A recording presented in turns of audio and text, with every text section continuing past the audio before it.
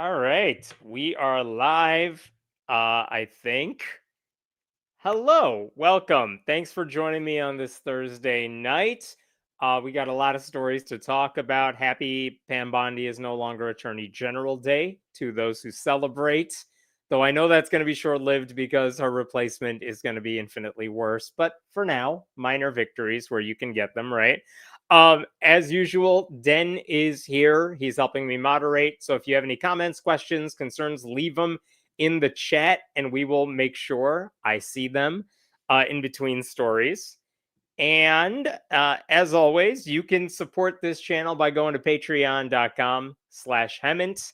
I appreciate that. And subscribe to the newsletter. Please, you could do that for free, but you can also become a paid subscriber, and that is much appreciated as well. All right, we got so many things to discuss. Let me pull up the first thing. We'll get started here in just a minute.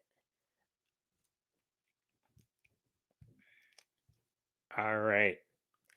I figured I would start out with a little bit of good news, and this is a story that hasn't really gotten much attention. I know it's not the biggest story in the world, but it's important to me, and it made me happy. So, the story here involves this girl right here, Danielle Khalaf, who at the time this picture was taken was, I believe, in 8th grade. And the story of what Danielle did is really, really inspiring here. So last year, and I think I made a video of this at the time, but last year, she was a 14-year-old student, and she sued her Michigan public school district because she did not want to stand for the Pledge of Allegiance. She had her reasons for doing it. I will get into that in just a moment.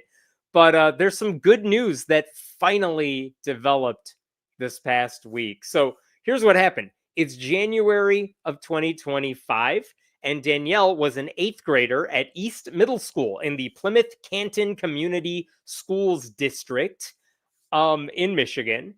And she said, as a Palestinian, my family's Palestinian, she said, I don't want to stand for this pledge because of America's support of what the Israeli government is doing in Palestine. Now, she didn't need to give that explanation. She just doesn't have to say the Pledge of Allegiance, but that was her reason. So she didn't want to stand up for the pledge. And because of that, her teacher, Carissa Serrano, basically publicly humiliated her when she didn't stand for the pledge. And let me show you what they said in this lawsuit right here, because the family eventually sued. But check this out. We'll go to number 14 here. And Danielle is listed as DK in this lawsuit, but she's gone public. I don't think it's a problem that we're saying her name here. When DK declined to stand or recite the pledge, her teacher, defendant Serrano, disrupted the class and admonished her in the presence of her classmates. Serrano told Danielle that remaining seated was disrespectful, that Danielle was specifically disrespectful to U.S. military forces and the flag, and that she should stand. Danielle refused to stand. First of all, you know who's disrespectful to the U.S. military? Republicans who send them into a war that they refuse to call a war to fight a battle that didn't need to be fought. That's disrespectful to the troops. Saying, hey, I don't want to see kids getting killed in Palestine, that is not disrespectful to anybody.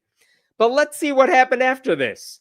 Afterwards, a corrective action notice from the school district was sent to the teacher, which is good, which states, during the week of this week, you made multiple comments expressing your beliefs as to why students should stand for the Pledge of Allegiance.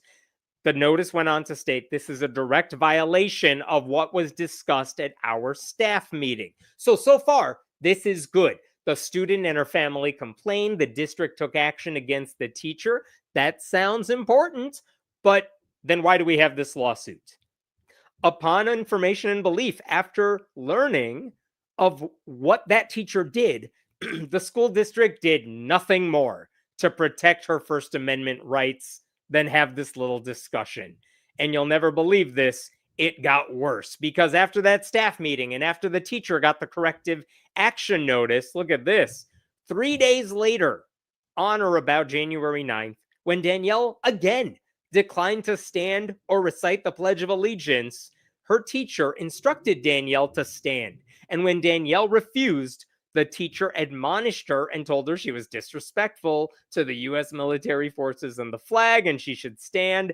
Defendant Serrano disrupted class to admonish DK. Same thing happened again a few days later. Wait, it gets worse. The next day, Danielle declined to stand and recite the pledge and sat quietly while her classmates said the pledge. The teacher, on a third occasion, urged Danielle to stand. In the presence of the rest of the class, the teacher admonished Danielle by telling her she was being disrespectful and she should be ashamed of herself. When the class ended, oh my God, this girl is 14, Danielle approached her teacher privately and explained that she is Palestinian and that she has sincere and serious concerns about the role that the U.S. has played in the continuing violence in Gaza. And her teacher responded by stating, since you live in this country and enjoy its freedom, if you don't like it, you should go back to your country. What the hell is the teacher thinking there? What the hell sort of MAGA propaganda bullshit is that? To tell a 14-year-old girl who had the courage to go to her teacher and say, this is why I'm not standing. It's a peaceful protest for something I'm not happy about, which is exactly what you would hope a student does. They're not doing it because their friends told them to do it. They're doing it because they felt it's the right thing to do. And this had an effect. This is the last bit I wanted to read here. As a result of what her teacher did, Danielle suffered extensive emotional and social injuries. These include, among other things, inability to sleep, recurring nightmares, adoption of a more guarded demeanor, and high levels of stress. Her weakened emotional state compromised her physical health, and she suffered what her pediatrician, because she's a kid, described as the worst case of pneumonia that physician had seen in more than a year. DK has sought out and relied on therapy to cope with these circumstances. There's another mention of how her friends want to distance themselves from her because of all of this. And the consequence has been isolation during a period when contact with peers is highly valued and necessary for her well-being. Okay, so you understand why Danielle did nothing wrong, her teacher did everything wrong, and why this took a toll on Danielle. And so that's why they ended up filing this lawsuit, because the school district said they were taking care of it. They had a meeting with the teacher, they sent her a notice, and then nothing happened, and the district did nothing either. And I should say, the lawsuit didn't get filed immediately. Like, different groups tried to intervene and say, hey, district, what are you doing about this? And they basically said nothing of value. So the ACLU of Michigan and a local Arab civil rights group ended up filing this lawsuit. And they said the district did not follow up or supervise or monitor the teacher's conduct. There was a failure to implement any sort of consequential policies or training or anything like that. This violates her First Amendment rights. So this happened forever ago. This happened January of 2025. They filed this lawsuit sometime later. But here's the good news that I can tell you. They filed that lawsuit last June. And then this week, check this out, the ACLU announced this right here. Civil rights groups settle lawsuit over middle school students' free speech rights. This is dated March 26th, so it just happened. But basically, the two sides went to court and they decided, let's just, here's the demands from both sides. The upside for the school district is that they don't have to admit they did anything wrong. So that's what the school district gets. But let me tell you what Danielle is getting from all of this. The agreement that they have, it says they will get a commitment from the school district to provide diversity, sensitivity, and First Amendment training to all leadership and staff. The district will do that. The district promises they will not discipline Danielle for anything that she did last year. They're going to purge her files of anything relating to sitting down during the Pledge of Allegiance. So this will not be on her permanent record.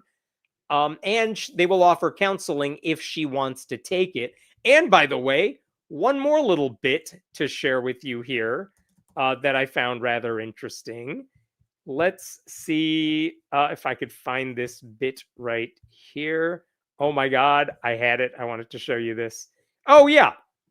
Look at this bit from the lawsuit, from the settlement agreement. The teacher, Serrano, shall pay the plaintiffs, that's Danielle's family, or Danielle anyway, shall pay the plaintiffs the total sum of $10,000. And the defendant will make that payment without deductions or withholding. So the teacher, or at least her insurance company, has to pay out $10,000 to the family, which is fantastic. Like, that teacher actually has some sort of punishment. I should tell you, for the rest of the school year last year, she wasn't on the staff website, but it wasn't clear if she was fired or on paid leave or anything like that. I went to go back and check, and she wasn't on the staff website this year either. So I don't know what the hell happened to the teacher. I don't frankly care, but it doesn't look like she's teaching in that school district. So that's good.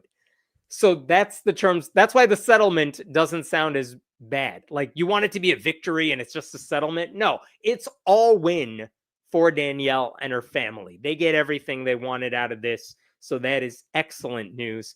And in case you're curious what Danielle thinks about this, here's what the ACLU said, quoting Danielle here. Danielle said this about the settlement. This experience definitely had a big impact on me and my life. It was terrifying at times, scary to face a teacher, and overwhelming with the attention that came with the publicity. But it taught me the importance of speaking up for what I believe is right.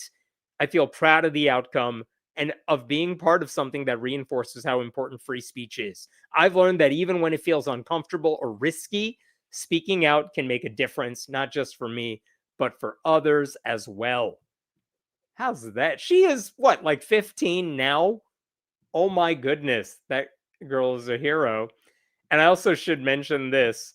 Even though the school district doesn't have to admit it did anything wrong, the superintendent said this in a statement. Superintendent Monica Merritt praised Danielle for showing courage and speaking up about the incident. Our mission is to foster a school environment that is safe, respectful, and welcoming for all.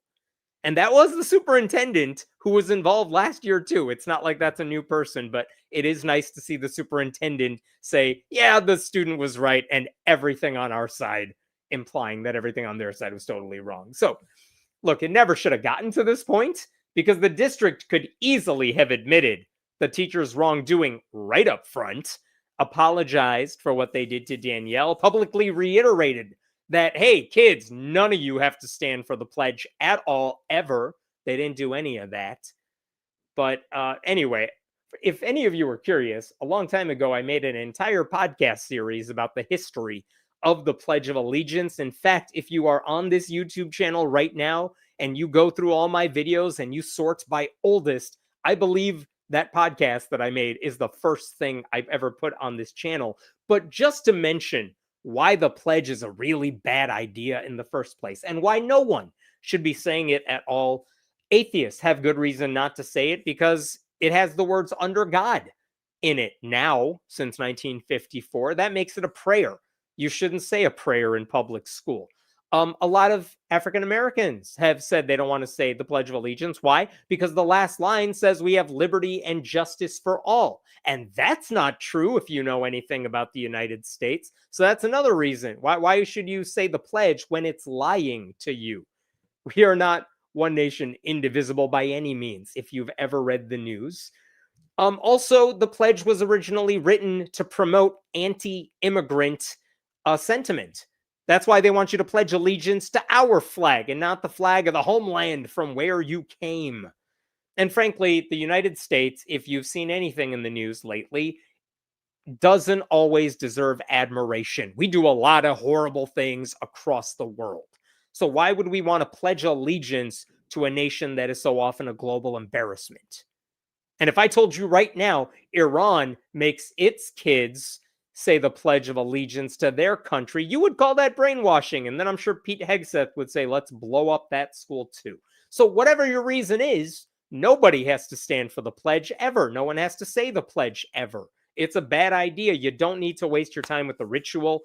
And it shouldn't take a student's act of nonviolent protest to educate her teacher and the administration at a district how they need to handle this issue. But good on Danielle. And so proud of her. I have no idea who she is, but I'm so proud of what she did. And I'm grateful for what she did too. I will pause there with this story. What questions you got here before we go to a different one? Thanks for becoming a YouTube member. I appreciate that. And you as well, Michael. Thank you. Speaking as a veteran, I support her right to her First Amendment rights. Thank you. And yes, right? Like, why would you fight for free speech and then get excited about the idea that someone's being forced to say something they don't want to say? That makes no sense to me at all. What exactly are the troops fighting for, right? I cannot stand that this was even an issue in a school. Completely un-American. That is absolutely true. The pledge is un-American. Like I said, if any other country, if I told you North Korea did it, you would say, well, yeah, of course they do. That's what they do in those types of countries. Danielle straight up acted more like an adult than that teacher by addressing it in private with the teacher, not in front of everyone else. Absolutely. And I think if I have that right, she did that like the third time she got called out for it. She didn't even do that at first because maybe she just thought maybe my teacher doesn't know. But either way, she handled it brilliantly.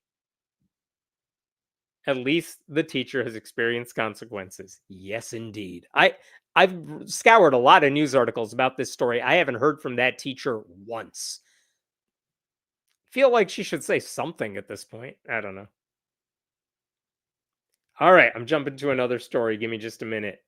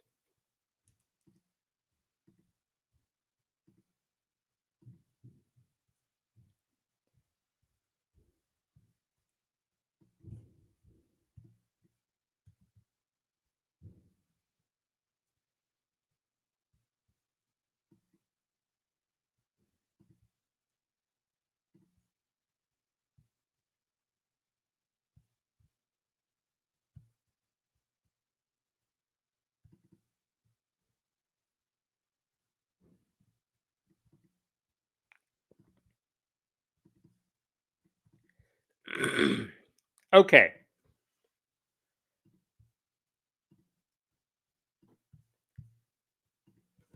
Do you all remember starting sometime midway through last year, Donald Trump started on many of his speeches, he would joke about whether or not he was going to go to heaven. And I'm not sure what even prompted this in the first place, but let me show you one of his press gaggles where he just kind of said, like, I don't know if I'm going to get to heaven. Go ahead. You had talked a couple weeks ago, you were doing an interview, and you talked about how you hope to end the war in Ukraine because it might help you get into heaven. How does this help?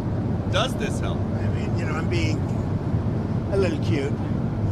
I don't think there's anything going to get me in heaven, okay? I really don't. I think I'm not maybe heaven bound.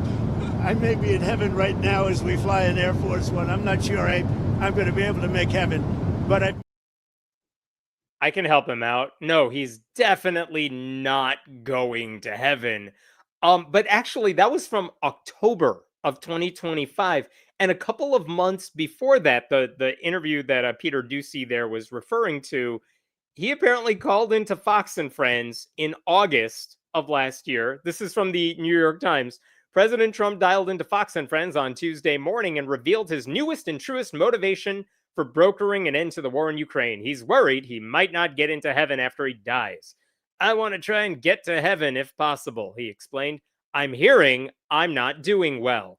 I am really at the bottom of the totem pole. But if I can get to heaven, this will be one of the reasons. I'm hearing I'm not doing well? Who's telling him that? I mean, besides me. Like, he wasn't hearing anything because that's not how religion works. And also, he doesn't talk to anyone about anything involving introspection, so it's not that. But anyway, he was referring to his absolutely useless attempts to broker peace between Russia and Ukraine. And the one that he was referring to in October on that plane involved his other useless attempt to broker peace between Israel and Hamas. But it's kind of funny because it's one of those times when Trump accidentally told the truth that, oh yeah, he's actually a really bad person. And he kind of acknowledges that every now and then. But anyway, if someone as cruel and ignorant and heartless as Trump can get into heaven, there's no reason anyone else should worry about not getting in because the bar is very low, apparently. And also, there's no reason anyone should want to get into heaven because why would you want to spend the rest of eternity next to that guy? Like, I know we're all just saving up the wine bottles for the day we don't have to live on this planet with him anymore. But anyway, what sort of hellish eternity would it be if you were stuck in heaven with Donald Trump? How is that heaven? How is that a good life to live in each? Anyway, I'm glad that at least he's thinking about his own mortality because I think about it several times a day. But in any case, his life is just a perfect sermon of everything you're not supposed to do to get into heaven, right? Like, this guy lies and cheats and steals and breaks every one of the 10 Commandments regularly. And yet white evangelical voters have ignored all of that because he is now their new Lord and Savior. So I'm glad that even Trump acknowledges that he deserves to be roasting in hell for eternity. And I know that's not going to happen either, but still, it's like he's becoming self-aware a little bit. So we can have that.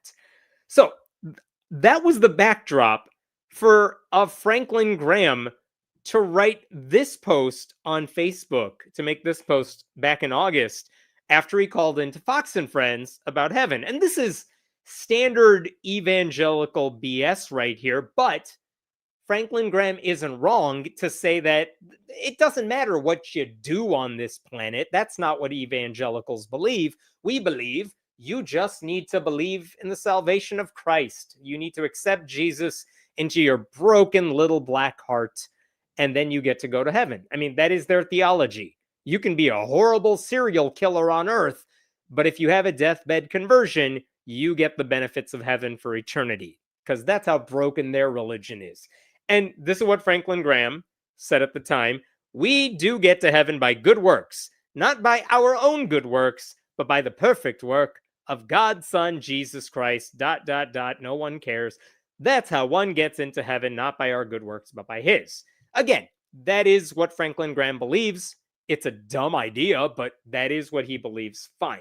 So that is the backdrop for the thing I need to show you, which is that this past week, for no reason whatsoever, Trump decided to just post this letter on Truth Social for some reason, apropos of nothing. But apparently Franklin Graham, after Donald Trump spoke on the plane and said again, I don't think I'm getting to heaven, Franklin Graham sent him a personal letter dated October 15th, basically saying a bunch of dumb things, but let's talk about this. Congratulations!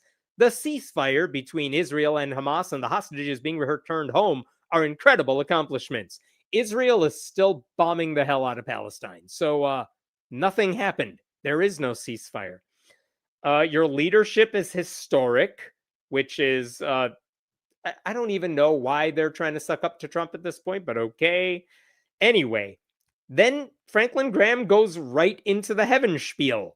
You commented that you might not be heaven bound. Maybe you responded in jest, but it is an important issue. And then he goes into a standard evangelical monologue, and that last sentence there If you accept that by faith and invite Jesus to come into your heart, then you are heaven bound. I promise you. And for some reason, Donald Trump is like, yay, I can keep being an asshole. And he shared this week. I don't know why. March 29th. He just posted this for no reason. But Donald Trump would like everyone to know that he has a chance to go to heaven. I don't know if Franklin Graham meant for that letter to go public. I mean, I don't know because he's posted that stuff publicly before, so I'm sure he doesn't care. But it does show you the moral bankruptcy at the heart of evangelical Christianity and Christianity as a whole. Because what it shows is that these people believe that you can cause as much chaos and misery and needless death as much as you want in this life. But if you just do this one little trick, all will be forgiven. It's that kind of Christian logic that I know brings hope to people who feel like they can never find salvation because they've been a horrible person in their life. I know it brings them hope, but also it gives some of the worst people in the world permission to continue causing pain because there's always a get out of jail free card at the end of your life. And that's the problem with Christians like Franklin Graham, too. He's not a good judge of character because he doesn't pay attention to anything anyone does in this life. Donald Trump has committed some of the worst atrocities, not just like war crimes, but like cutting cancer research, destroying our democracy. He's done all of this, and Franklin Graham's like, none of that matters. You're amazing. And you can still get to heaven. Like, Franklin Graham is never going to criticize anything Trump does because he doesn't care. That's the problem with religion. It teaches you to just nothing matters in this life. Do whatever the hell you want. And if you hurt people, so what? Doesn't matter.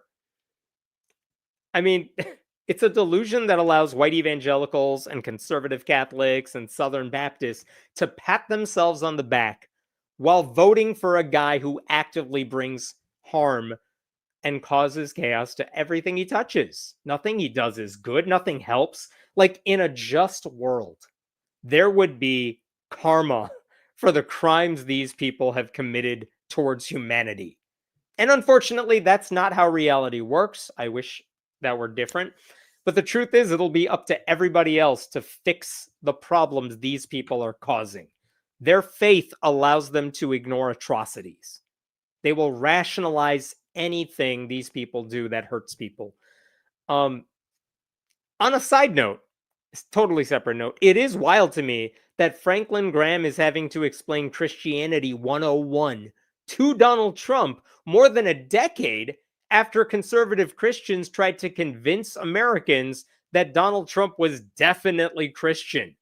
I don't know how many of you remember this, but in the lead up to the 2016 elections, and this is even before the Access Hollywood tape came out, people were wondering, listen, this guy has done horrible things in business, the accusations, the scandals. Is this really the guy we want to vote for? And conservative Christians were like, don't worry, he's fine. James Dobson, may he roast forever, said Donald Trump is a baby Christian. I want you to read this. You may have forgotten this. Donald Trump is now a born-again Christian, an evangelical leader says, but a top campaign aide declined to comment on that revelation on Sunday. He did accept a relationship with Christ, James Dobson, the founder of Focus on the Family, said. Dobson told this interviewer that Trump is a baby Christian. Half right. I don't know when it was, but it has not been long, Dobson said, and I believe he really made a commitment. He's a baby Christian, if you will. Christians need to be praying for him. These people tried to convince us he was a legit Christian. You just need to give him a chance. Even though, what do we know about Donald Trump? Oh, by the way, James Dobson also said Donald Trump accepted a relationship with Jesus Christ, which is as dumb as it sounds. But anyway, these people still support Donald Trump. White evangelicals voted for him. 80% of white evangelicals, roughly, voted for Donald Trump in each of the last 3 elections. So even though Donald Trump is a thrice married racist who paid hush money to porn stars he was having an affair with, while his current wife was pregnant with his fifth child.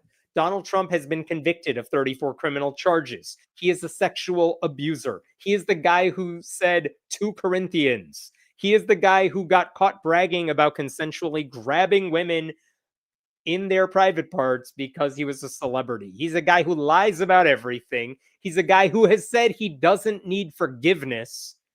He's a guy who can't name his favorite Bible verse. And when asked what his favorite part of the Bible is, if he's an Old Testament or a New Testament guy, he's like, I like both, because he's never opened the book unless he's trying to sell it. He's a guy who held up a Bible in front of a church after his team used tear gas to drive away peaceful protesters. That's the Christian that conservative Christians love to worship. There is not a single white evangelical church in America that would hire Donald Trump as their pastor, but they will vote for him over and over to be the leader of the free world. He can't get a Nobel Prize without stealing it from someone else or receiving a fake imitation from the soccer people, but conservative Christians still raise him up. Meanwhile, if you want to know what other people are saying about whether Trump can get into heaven, I do appreciate what the Pope said. Check this one out from Leo here. During a Palm Sunday Mass in St. Peter's Square, the Pope said the conflict between Iran, Israel, and the US was atrocious and that Jesus could not be used to justify war. This is our God, Jesus, King of Peace, who rejects war, whom no one can use to justify war, he told tens of thousands of worshipers. He doesn't listen to the prayers of those who wage war, but rejects them. Quoting a Bible passage, Leo added, even though you make many prayers, I will not listen. Your hands are full of blood. I mean, you don't have to agree with Catholic theology either to appreciate the sentiment. I would hope, though, that Franklin Graham's argument that it's never too late for Trump to get into heaven sends a very clear signal to everyone else that they should run far, far away from any religion that thinks Donald Trump is a legit candidate for, for heaven after everything he's done. Because that just tells you right there. Forget logic. That alone tells you that religion is not worth supporting or joining or anything like that. All right, I will stop there. What questions we got here? Trump self-aware? What? He has those moments. He has a few little moments where he accidentally, and he always does it while he's laughing. He's like, people think I'm a piece of shit. It's like, keep talking. I guess technically Trump's leadership is historic, just not the good kind. Yeah, there's a lot of famous leaders you could compare him to. I'm not sure he would appreciate the comparisons. Franklin Graham is sucking up to secure a pardon when and if he gets charged with those things Christian leaders are likely to do. You know what's weird? I will fight back against that one. Franklin Graham doesn't strike me as like we've seen a lot of abuse with Christian leaders. He doesn't strike me as a problem in that regard. He's problematic in many other ways, but I really do believe he believes the shit he believes. I just think his beliefs are harmful. That's my problem with Franklin Graham. There are other people who like televangelists and stuff who play the part but don't live that life. Those guys are hypocrites. I don't think Franklin Graham is a hypocrite. I just think he's broken and delusional. But I think he means what he says. His heart and his moral barometer, they're all just broken. So Catholics generally believe they need good works, but those guys are the goats in the parable of the sheep and goats in Matthew. Don't ask me to explain it. I don't remember that one. Anyway, anyone here ever read Mark Twain's essay about why he'd never want to go to heaven? The essay is very funny. I can't remember if this is one of those things falsely attributed to Mark Twain or not, but is that the one where Mark Twain is like, I'd never want to be part of a club that admits me as a member or something like that? I could be butchering that one. Oh, thank you for that donation. I always send money to Ukraine, but you're sending it here. This is a good cause. Please send your money to Ukraine and not to me. But I appreciate that. Thank you. Good evening. I was always here lurking. B Dubs was slow with my takeout order, so I blared Hammond on my phone in public. I apologize to everyone at B Dubs. Hit the like button or face the bunny's wrath. Damn right, the bun. I don't know what we're talking about, but yes, the bunny will come after you. The bunny is serious.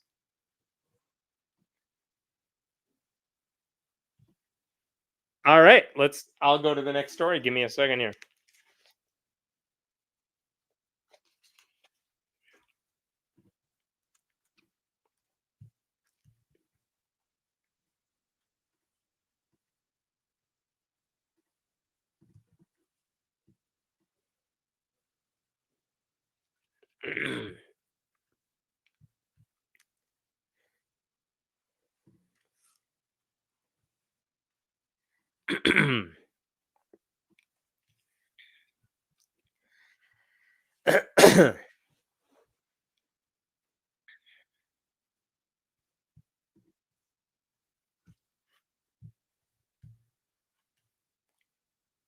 All right.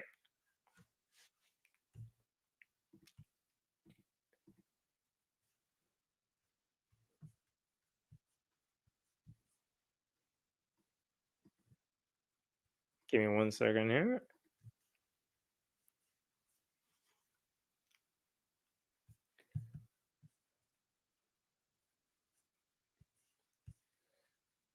Let's talk about what the Supreme Court ruled this week with regards to conversion therapy, because they ruled 8-1 on the global day of on the global transgender day of visibility, no less, that faith-based conversion of gay kids, trans kids is acceptable because conservative Christians believe, with no actual evidence, that they can turn people cis and straight. It's just another example of the Supreme Court giving unfair deference to religion with no regard to the facts. And here's what the case was basically about. In 2019, Colorado became the 18th state to ban conversion therapy for minors. And the reason was simple: conversion therapy isn't real. It's not actual therapy. It's not based in science. It's been discredited by so many medical and mental health organizations. It's genuinely harmful, which you would know if you've ever talked to anyone who's had to go through it, and those people have spoken out against it. In some cases, the stories they have are horrifying. Stories of people saying they like used electricity to shock me into turning straight because I was gay. Things like that. It's horrifying. So, this is what they were banning in Colorado. They said the law that was passed said any licensed medical professionals who are bound to do right by their clients could not engage in that conspiracy. And I want to show you this one comment from the deputy director of One Colorado, which is a group that is pro LGBTQ rights. This is what they said at the time in 2019. What this bill does is states that those who are licensed medical and mental health professionals cannot participate in that therapy. What this does is give assurance to these families that are looking for that professional guidance that they will not be misled by a licensed medical or mental health professional, that this is a credible practice. And that makes sense. You don't want your doctor telling you, take this medicine. There's no science behind it, but Alex Jones said it was good stuff, so you're probably fine. No, if they're licensed, they should be working on your behalf and they should be giving you sound medical advice. If they're telling you you're gay, but maybe we can turn you straight, there's no evidence that that's how anything works. But that is what a lot of faith based counselors, therapists, what have you, pretend to think. That is what they say. There's a lot of pastors who believe that. And that's where the problem was. And evangelical religious organizations, they saw this as discrimination against their beliefs because they're not bound by facts or science or ethics. They said this was anti Christian discrimination because they feel it's their duty to turn gay people, lesbians, trans people, cis, and straight, even though that's not something you can do. And then they found their test case. They found a woman named Kaylee Childs, who was a licensed counselor in Colorado, who insisted this law violates her First Amendment right to speak to her patients.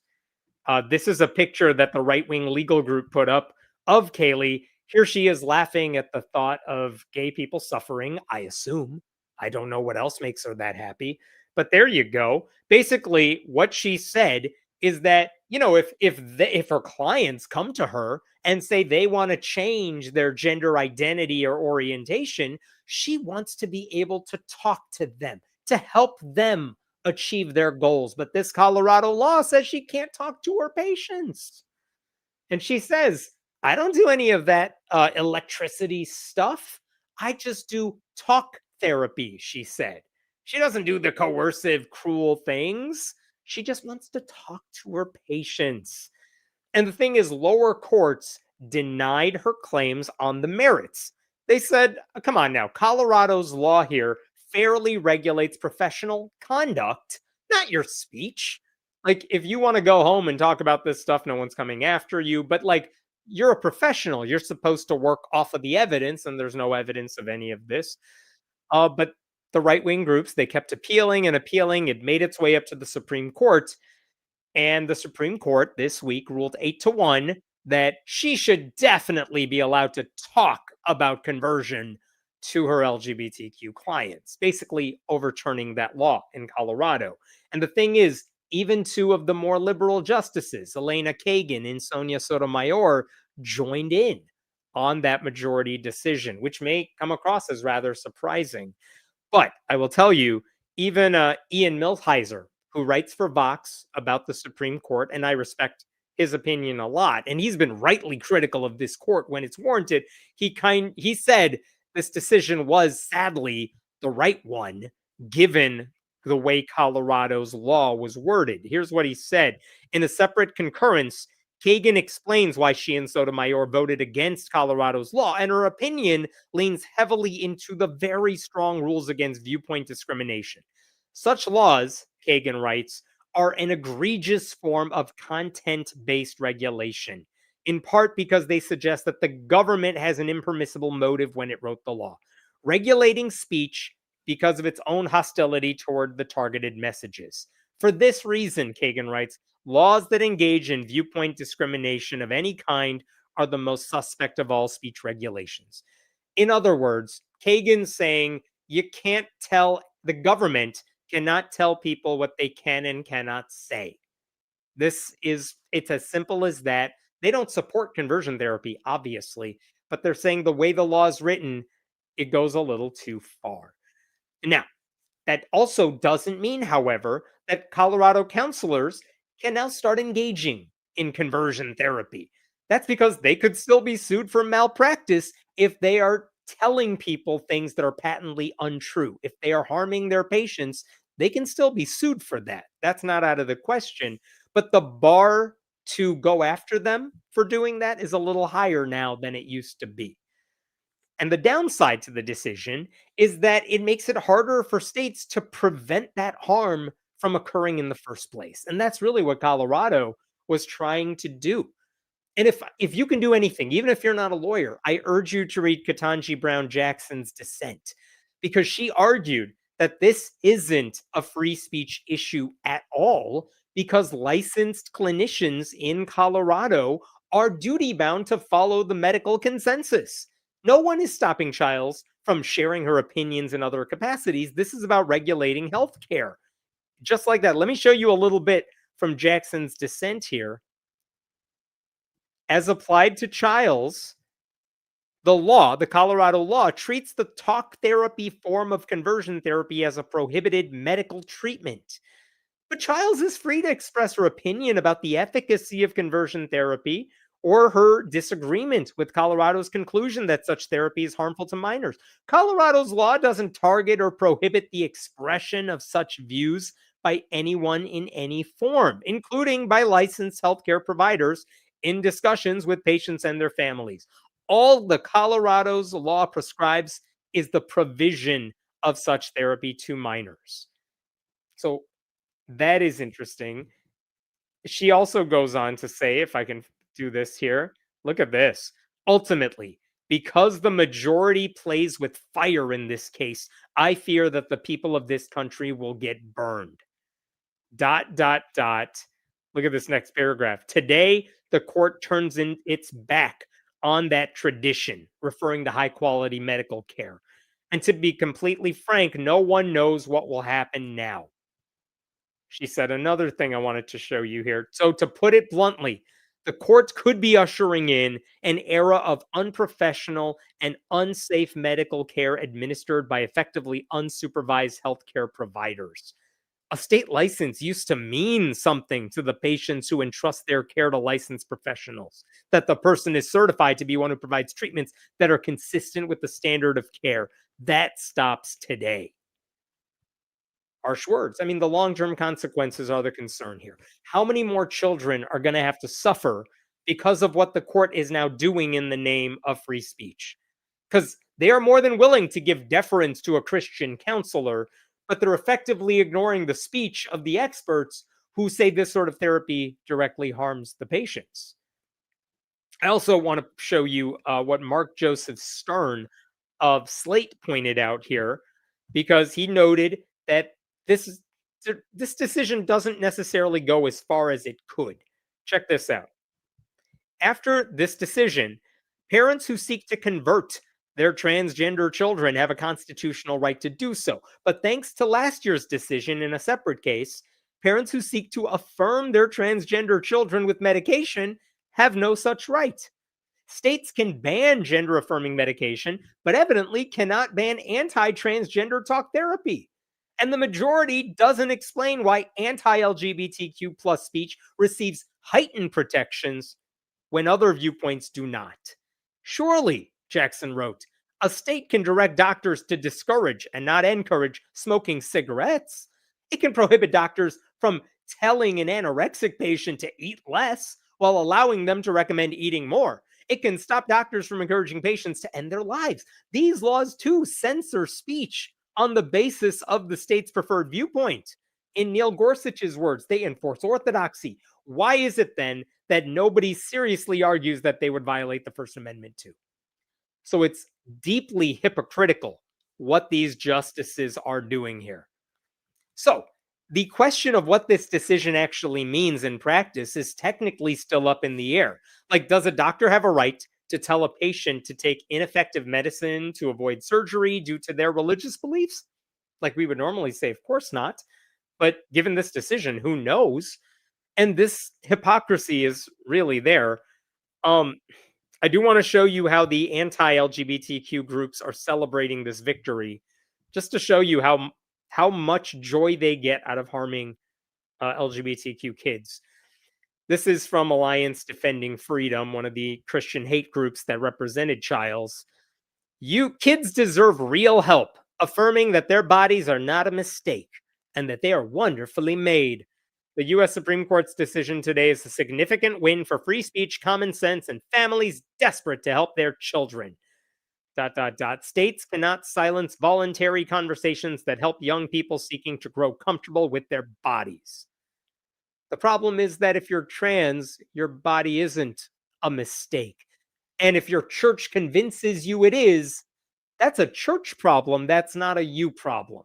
But the Supreme Court says, hey, if a counselor or a mental health professional wants to tell you that you can change who you are, they should be allowed to do that.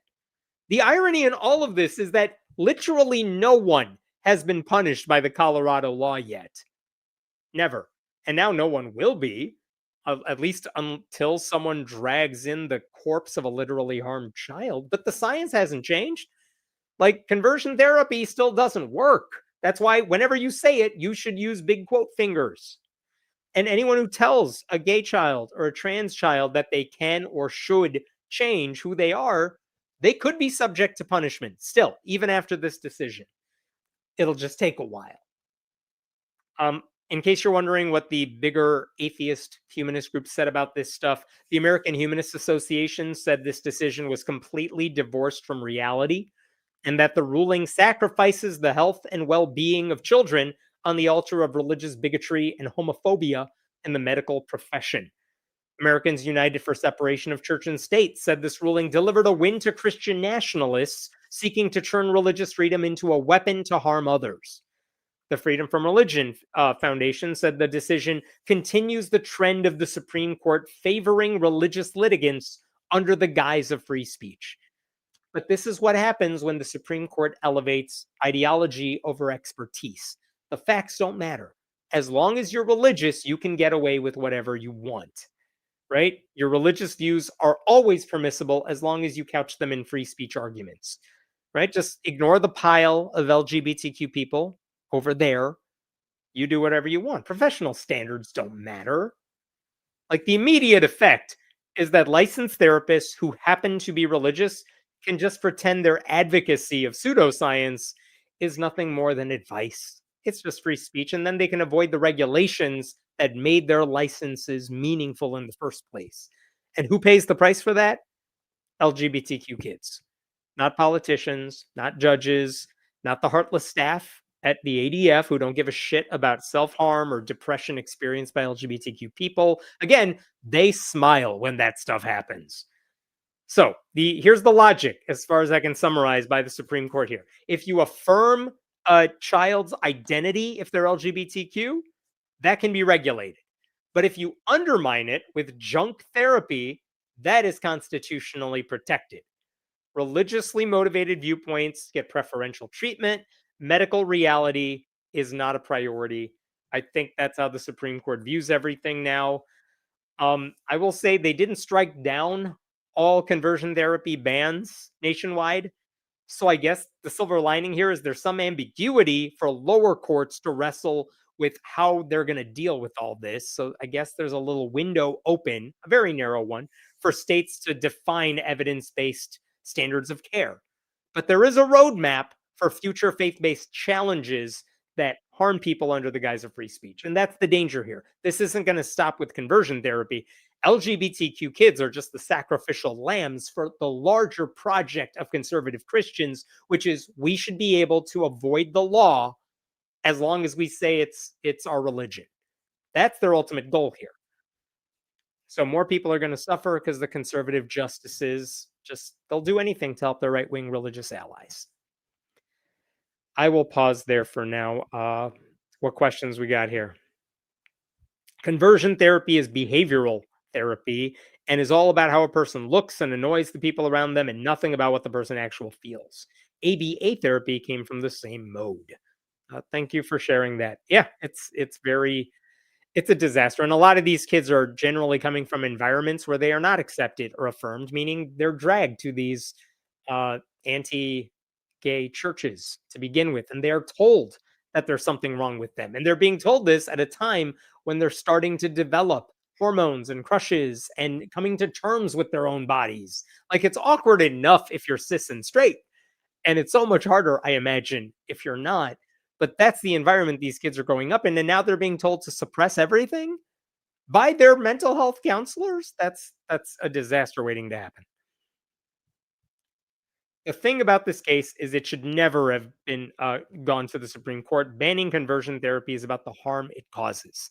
Yeah, and now the question is, if you're in Colorado, and I know their governor has a lot of problems of his own, even though he's a Democrat, like, is there a way to craft a new law that still bans conversion therapy, but doesn't ban talking about it? Like, what can they do to circumvent what the Supreme Court just did? And for other states that haven't passed these types of laws yet, they just got to be careful now with how they word it. Because again, the science shows this doesn't work. The question is, how do you craft a law that targets the right stuff? Because if you're targeting speech, the Supreme Court's not going to let it happen. SCOTUS should stay out of medical ethics. Oh, they should stay out of a lot of stuff, but they won't. Did you all see the I'll come back to this question in a second, but there is a lot of evidence suggesting that Alito will be retiring at the end of this term before the midterms happen, before Republicans possibly lose the Senate. He might retire now so that he can be replaced by a younger, more horrible version of himself. And that would be a horrible thing if it happened, but it's a very real possibility. Does this ruling provide precedent and cover for atheists and Satanists expressing our values as religious and basis to influence the youth? Maybe a lawyer question. I mean, in theory, yeah, I guess you can make an argument that you could speak if you're an atheist who is also a therapist, a counselor, what have you. But again, no one was really challenging that because the pushing your atheist values on a client basically means I'm just going to follow the science anyway, which is what you should be doing. It's the religious people, the conservative right wing religious people that are like, sure, the science says this, but I believe something that's the exact opposite. Like they're the ones causing harm to patients. So I don't even know that there is much of a need for atheists and Satanists to try to challenge this in any sort of meaningful way, because if those people are in those professions, they're probably already doing the right things. No one's saying, "Oh, my atheist counselor told me to do something that goes against the scientific establishment." Keyword voluntary. Do these minors volunteer for conversion therapy? I mean, their parents sign off on it. Sometimes they can be brainwashed into thinking they need it, as many people who've gone through it have said. It may sound like it's voluntary, but there is coercion involved a lot of times.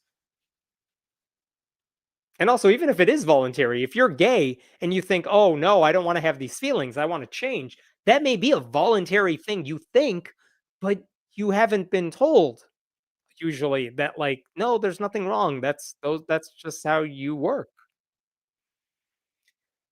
Please finish Everything Wrong with the Bible, the series I did on YouTube, not just because I love the series, but so you could do everything wrong with the Quran next. That series took a lot of time and effort. And honestly, as I continued going through it, fewer and fewer people were watching it. And so it's like, okay, I think it's run its course. That's why I kind of stopped doing it. But I still like the concept of it. I think it is wise to actually go through the Bible and go through it line by line. I just don't know that I have the bandwidth to do it anymore these days. But anyone is free to run with it. Oh, thanks for that donation. Jesus addressed people who preached and made miracles in his name, say he doesn't know them because they didn't help the needy. Those are the goats. Ah, thank you for that clarification. I appreciate that. All right, I'm jumping to another story here. One moment.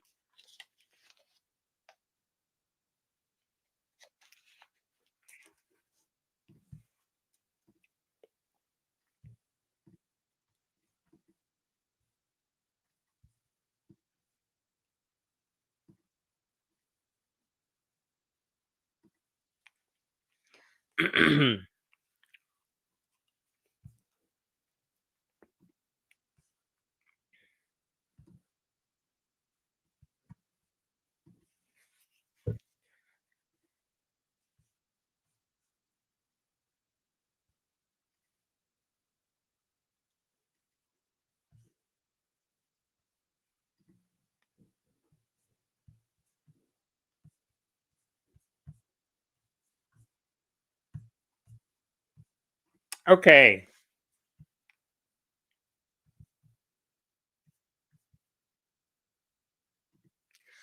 Do you all remember that sometime several months ago, Donald Trump created like a federal committee on religious liberty?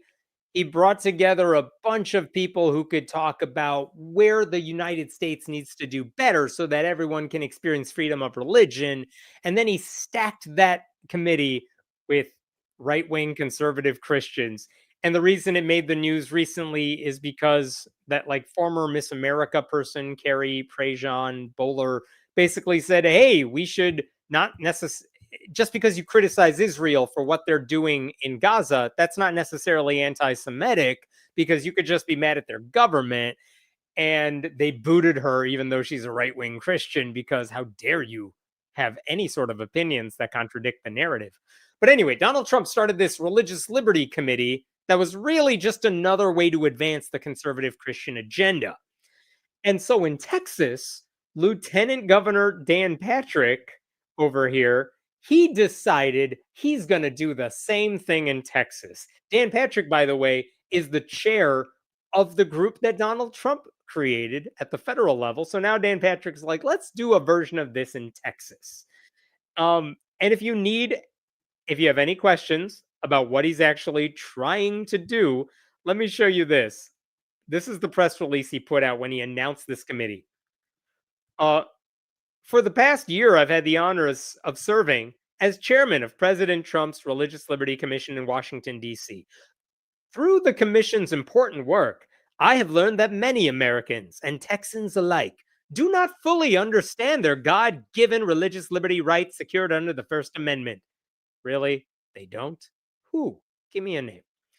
Today, I am appointing the Senate Select Committee on Religious Liberty to find ways to educate Texans on their religious liberty rights and to make sure Texans do not have those rights infringed upon. So, first of all, the second he says they're God given religious liberty rights, you already know where this is going, right? But in case you weren't sure, let's see who is on his committee to inform Texans of their religious freedom rights. Let's see. Who do we have here? We're going to run through these people in just a second, but we got a Republican, a Democrat. We'll get back to Cesar in a second. Republican, Republican, Republican, Republican. Interesting. 6-1 Republicans. Okay, but maybe that's just it's Texas, it's gerrymandered. They probably have a lot more Republicans to choose from. So then we just got to ask ourselves, are these people who actually care about religious freedom? Well, the first name on that list, the chair of the group, is Phil King. And I wrote an article about Phil King not that long ago because this is what he said about a 10 Commandments bill.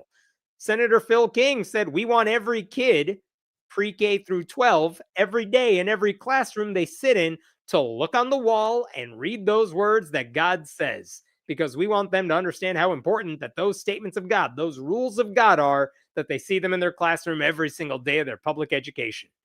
He's talking about the 10 Commandments. That's Phil King. He's a guy who wants the KJV version of the 10 Commandments in every classroom. Not exactly a question of what he thinks religious freedom looks like in Texas. The vice chair of the group is Angela Paxton, who is the wife of Ken Paxton, arguably the most corrupt man this side of Donald Trump.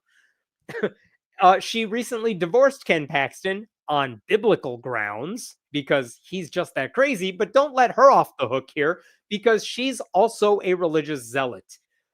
Just last August, she delivered an invocation, and there were some protesters who refused to stand during her invocation. Dan Patrick himself stepped in to admonish them and threaten removing them from the chamber. And what did Angela Paxton do? Did she say, no, they have free speech rights to not listen or not stand up during my invocation? No, she went along right there with him. So Angela Paxton is not the hero you are looking for. The next Republican on the list is a guy named Brent Hagenbuch. I don't know how to pronounce his last name, but it's not hard to find this picture of him showing his priorities at a campaign event. Let's zoom in. What are his campaign priorities? Make Christian/family values our foundation again. Make Texas safe. Make Texas prosperous. Make it ready for the future. Make Senate District 30 especially ready. All of that means nothing, but it's telling that his biggest priority to getting into office is making Christian values our foundation again. So no question about where that guy stands. Another dude on the list, if I could find this here, is a guy named Adam Hinojosa, and this is something he posted on Facebook just last year. Look at this. Hinojosa? I'm not sure how to pronounce that, but over the past 2 days, my wife Victoria and our district director delivered 10 Commandments posters across the region because that's what public schools need. They need a bunch of 10 Commandments posters to post all over the classroom walls. So that's the next Republican on the list. There's another guy named Brian Hughes. Here's an article I found about Brian Hughes. He spoke at a right-wing Christian conference where he said, more than ever, the United States government needs more Christian leadership.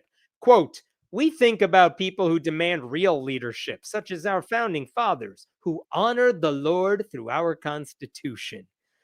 That's not what the founding fathers did at all. But if you think what the United States needs is more Christians when 99% of elected Republicans in Congress are already Christian and like 90% of all of Congress is Christian, you do not have a good sense of reality. And the last Republican on the list is a guy named Charles Perry. And here's an article from the Texas Observer about him.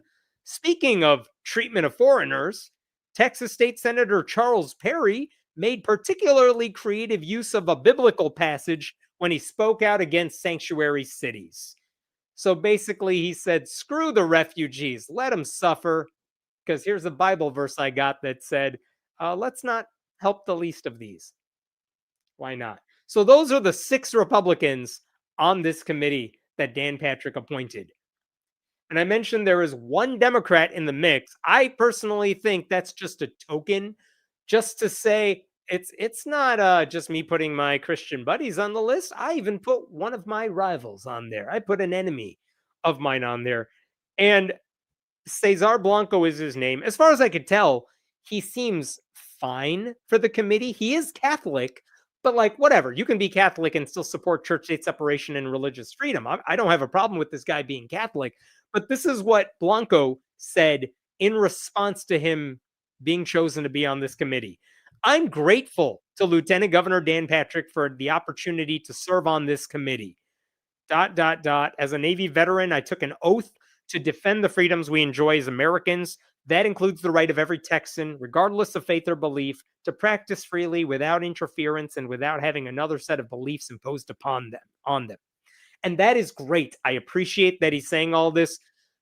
But my dude, what are you doing? They are using you to give their committee cover for the things they're totally gonna do that we could predict right now. Do you think, Cesar Blanco, that they are interested in your point of view, or that they just want you on the list so that they can ignore your vote on everything? Does that guy not know that he's being used? Does he not know that he's only there to give Republicans plausible deniability when they really just want to create a conservative Christian group to advance conservative Christian values? I don't get it. He doesn't seem to acknowledge that he is being used. And it shouldn't be surprising, because Dan Patrick has already said this is about securing God-given religious liberty rights. And the irony in all of this is that the religious freedom of so many Texans are being trampled on, and they're being trampled on by the Christians in that state, including many of the Christians on that committee. Republicans in the state have passed law after law imposing Christian values on everyone else, making life miserable for LGBTQ people, anyone who needs an abortion, non-Christians who don't want Christianity shoved in their faces in public schools.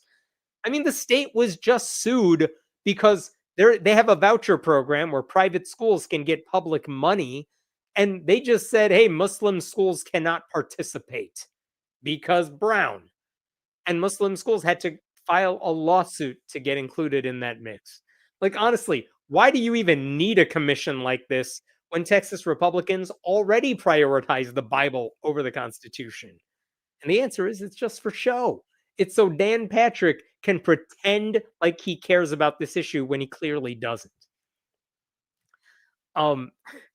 Anyway, none of this is going to help. The only question is whether white Christian voters in Texas are ever going to see through this charade and actually vote against any of these people. Because right now they keep voting for the cruelest representatives of Christianity to do in the legislature whatever their pastors should actually be doing in church, which is making the case for their religious views. It's a sham group. It shouldn't exist. Now, the question may arise, well, what can we do about it? Can we sue over the formation of this group? Not over the formation. No, they're allowed to have the group. But until they actually do anything that violates the law, you can't really file a lawsuit over it. So for now, we sit, we wait to see what these people are going to do. And because they haven't held any meetings yet, there's no agendas published. There's no room for public comment on any of this. But when it happens, and if it's illegal, you can bet there will be church-state separation groups trying to put a stop to it. All right. What other questions we got here? The huge philosophical problem here is we consented to abide by rules together as a people. No God gave us those rights. Very true. And if you read anything the founders wrote, they might make Like, they'll make mention of God because, again, it was hundreds of years ago. They didn't even have working toilets. Of course, they believed in God. What other options are there? And then when you get into evolution and science and all of that, you realize, oh, right, we have answers to our questions. We don't need religion. So it's like, don't quote the founders pretending to care about religion because they are not treating God the same way you do today. Hegseth claims to be a Christian. Do they hold him in their fold? Serious question. Are there humanitarian Christians that are fighting back against this authoritarianism? The answer to that is yes. There are so many awesome, awesome Christian groups that are fighting against this. They were at the No Kings protest. They have been actively vocal against this perversion of their faith. The problem is they're not always the ones getting the media's attention. They will do a lot of stuff. They will definitely make their voices heard closer to the election time. But unfortunately, the media loves the narrative that they get from the Christian right, which is organized and has a lot more money. So, yes, there are wonderful humanitarian, awesome, awesome Christian groups that fight back against this. But when we talk about lawsuits, uh, it's usually the church state separation groups that have fought this most directly. And I think that has a lot to do with funding and focus and things like that. Like a lot of the Christian left groups are not necessarily legal focused. They get boots on the ground though, and kudos to them for that. The documentary Reversing Roe v. Wade was such a real eye opener. I don't think I have seen that one. I maybe send me information about it. Oh, yeah, and someone's mentioning this in the chat. Obviously, running for Senate right now in Texas is James Tallarico, who is very much a liberal Christian who talks about his faith, wears it on his sleeve, and doesn't buy into the conservative Christian version of his faith. Thank you for mentioning that. All right, I'm jumping to another story.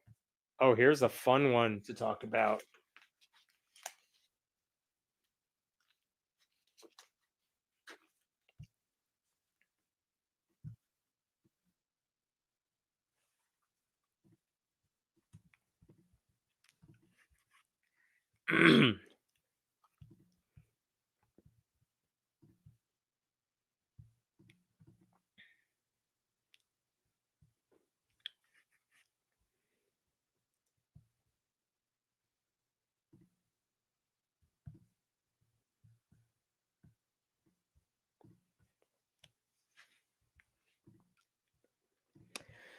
Okay, we have to talk about sports, which I know is why you are watching this live stream. Specifically, we got to talk about this guy right here. He plays for the Chicago Bulls. Actually, let me correct myself. He played for the Chicago Bulls. His name is Jaden Ivy. And I will tell you this, I'm definitely a sports fan, but when it comes to my hometown Chicago Bulls, it's very much I'm a fair weather fan. They're not good this season, so I haven't been watching them this season. So if you told me Jaden Ivey plays for the Bulls, I'll be like, I have no idea who you're talking about. But the reason this guy is in the news is because the Chicago Bulls just cut him from their roster last week. And it has to do with videos he started making that he started posting on Instagram this week. But that's not the only reason. And this is a big part of the story. So let me tell you what's happening here. I'm going to try to give you a crash course in sports ball. Here's what you need to know about Jaden Ivey. A few years ago, he was one of the top draft picks coming out of college, like a fifth pick in the NBA draft. And he started out pretty strong, but he got a major injury in early 2025. And then when he got back, he wasn't as good as he used to be. So the Detroit Pistons included him in part of a trade with the Chicago Bulls. So as of this past February, he was on the Chicago Bulls. And he played a few games. He got a few points. He wasn't that impactful on the court. And so the Bulls, as an organization, said, maybe we just let this guy not play for the rest of the season. They're probably not going to be in the playoffs anyway. They said, let's just not play him, let him go through rehab a little longer, and then maybe he'll be good again next season. And that is a thing that a lot of teams do with players like this, who are not that great on the court, but you still have hope that they might be good in the future. But what has Jaden Ivy been doing since since he's taken the bench? Well, he started posting like hour-long crazy ass religious rants on Instagram, and I'm going to play you a very short version of one of these videos. And there are a lot of these videos and they're all insane. Here's just a little clip of what he said that got the most attention. They proclaim Pride Month in the NBA. They proclaim it. They show it to the world. They say, come join us for Pride Month, to celebrate unrighteousness. So that's him targeting the NBA's celebration of Pride Month because it's unrighteousness. There were other videos where he declared Catholicism a false religion, which is wild because his mom she's a professor at a Catholic school. But I want to show you more because a lot of people are about to cite that video. If they're talking about Jaden Ivy, they're citing that video and they're saying he's getting punished for his Christianity. And that is not true. Let me direct you to Parker Malloy, who wrote this, kind of documenting that's not the only reason this guy is a problem. This is what Parker wrote. In another video, he called Catholicism a false religion and said it does not lead to salvation in Jesus Christ, which is a notable thing to say when your mother is the head women's basketball coach at Notre Dame, a Catholic university. He told the team that Jesus healed my knee and tried to fly himself to a game the Bulls had already ruled him out of. ESPN reported that team staff had been describing him as preachy in the locker room for weeks before the rant even started. So for a bunch of reasons, this guy was quickly becoming a liability in the Bulls locker room. And let's point out the obvious hypocrisy with professional sports. If this guy was scoring a lot of points and he was a star on your team, he could probably get away with a lot of this. A lot of professional athletes have physically done a lot worse to people in their lives, and they were allowed to keep playing. There is absolutely a double standard when it comes to how professional sports teams treat their star players and how they treat their bench. And Jaden Ivy is a guy who's on the bench. If he didn't play anymore, no one would ever know unless you're a diehard Chicago Bulls fan. So this guy had the misfortune of not being a great player and causing problems for the team. And that's when the Bulls said, yeah, maybe we're just going to not play you for the rest of the season and we'll go from there. But again, that Instagram video where he's like talking about religion and basically going after LGBTQ people and the NBA celebrating Pride Month, that's kind of the last straw. And at that point, the Chicago Bulls issued this statement on social media. This is the actual Bulls account, but this is what they published a couple of days ago. The Chicago Bulls announced today that the team has waived guard Jaden Ivy due to conduct detrimental to the team. And I want to point out this, they don't go into specifics. They just say they've waived him, meaning if any other team wants to pick him up, he has that option to go to another team. If not, then he's a free agent and he can try to market himself to any team that wants to purchase a contract with him. But the Bulls don't want him anymore. And the thing is, they said conduct detrimental to the team. I just told you he's flying to games that he's not even going to play in. He's preaching to his teammates and nobody likes that. He's also just not a great player. And on top of that, he's making those Instagram videos. When you add that all up, it's like, why are we putting up with this for a guy who's not producing on the court? So yes, conduct detrimental to the team is a very PC way of saying, yeah, he's kind of insane and we don't want to deal with him anymore. But you can imagine how this is going down on the right, right? By the way, before I get to what the right is saying, look at this. This is from the Chicago Sun-Times. This is what a reporter wrote. Before Ivy even stepped foot in Chicago, there were rumblings from Detroit that he was a preacher.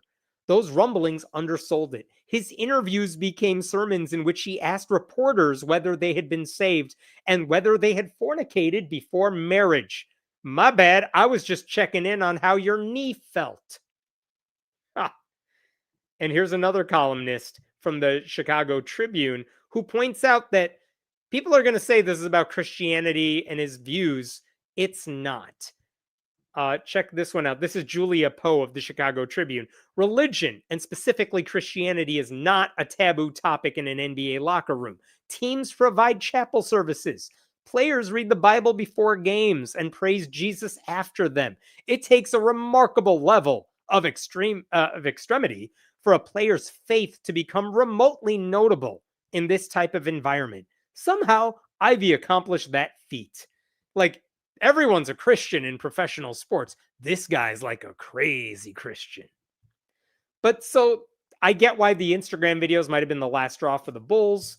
The thing is, when Billy Donovan, the coach of the Bulls, even spoke about it, he didn't get into details about why they let this guy go, why they waived him. He was trying to be politically correct as well. Look at this. Coach Billy Donovan said the Bulls have employees from all different walks of life, and Ivy's comments don't reflect the values of the organization. Everybody comes with their own personal experiences, but we've all got to all be professional. One is we've got to all be professional. I think there's got to be a high level of respect for one another, and we've got to help each other and then be accountable to those standards. The problem with that quotation is he doesn't get into all the shit that Ivy was doing that led the Bulls to get rid of him. He makes it sound like it was just the anti-pride rant that led him to be fired. But that's not true. He was a problem for a bunch of reasons.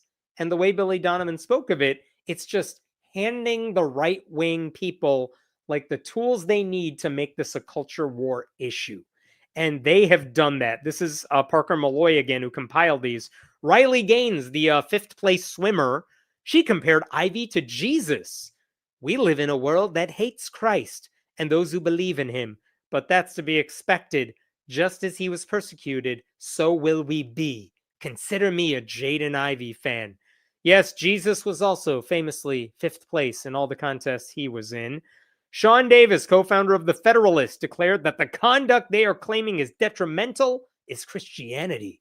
They fired Jaden Ivy for being Christian. That is bullshit. If you've ever watched a sports ball game and you've heard a post-game interview, you know they are not getting rid of players who are Christian, because those players hog the mic after every game and let you know they are Christian. And this goes on for a while. There are so many people who are like, I hope he sues the Bulls. Ben Shapiro wrote a piece for the Daily Wire, headline, NBA player released for expressing traditional Christianity. No, he wasn't. Ben Shapiro's a liar. He was released because he's bad for the team morale. He's annoying to be around. He doesn't follow what the Bulls expect of him, and he sucks on the court. Allie Beth Stuckey, the dinosaur denier and empathy hater, called it persecution of basic Christian doctrine. Do you see what the right is doing with this? They are pretending he was fired for being a conservative Christian, for talking about his views. He wasn't. He was fired for a whole bunch of reasons that are frankly not the public's business, but the Chicago Bulls, they're a private organization. They can get rid of him for whatever reason they want, and he was becoming a problem. He was becoming a problem, and he wasn't a star player. And again, I want to point out, I know there's a double standard here. You could be a physical abuser. You could be a criminal, and professional sports teams will let it go if you're good at what you do. Think about Aaron Rodgers playing football. With all of his conspiracy nutball views, and he could still be a quarterback for pretty much any team in the league until he started being really bad. Then he became a liability. You know what I mean? If you're not a star player, your unpopular views make you a liability. And again, just on an ethical level, if you have to play on a professional sports team with someone who doesn't care about civil rights, and basketball, the NBA has a lot of players who are very outspoken about civil rights. How could you even want to play with a player like that? I know it's your job to put your feelings aside and play, but like, you better believe there are players for any major sports team who hold awful political views, who hold a bunch of unhinged conspiracy theory beliefs. And people let it slide because you got a job to do and you're getting paid a lot of money to do it. But at some point, if your insanity is spreading to the rest of the team, you've got a problem because now you're hurting everyone else too, right? I am a Chicago Cubs fan. They have a handful of players who are like MAGA people. And it's always one of those things where you're like, I hate that he has those opinions, but he hit a home run. Like, that feeling has come up before. In any case, I will say reporters seemed very intent. They didn't want to make this about Jaden Ivy, the Chicago Bulls beat reporters. They wanted to talk about the Chicago Bulls guy who's in charge of trades, because they're like, why did you even bring this guy to the team when he had all these red flags? We should be having a conversation about the Bulls office. And why are they keeping a guy in a position where he's making bad trades? Because the Bulls keep sucking year in and year out. Anyway, Jaden Ivey has every right to throw away his NBA career and his paycheck if he wants to play pastor on social media. No one owes him a spot on a professional team. But if he's not a superstar, he is going to have to deal with the consequences. I was surprised to see Stephen A. Smith, a guy who's paid very well for being outspoken and a contrarian about everything, say on ESPN that the Bulls could do whatever they want to here if this guy's being a liability. I also want to show you one other thing here, which was interesting.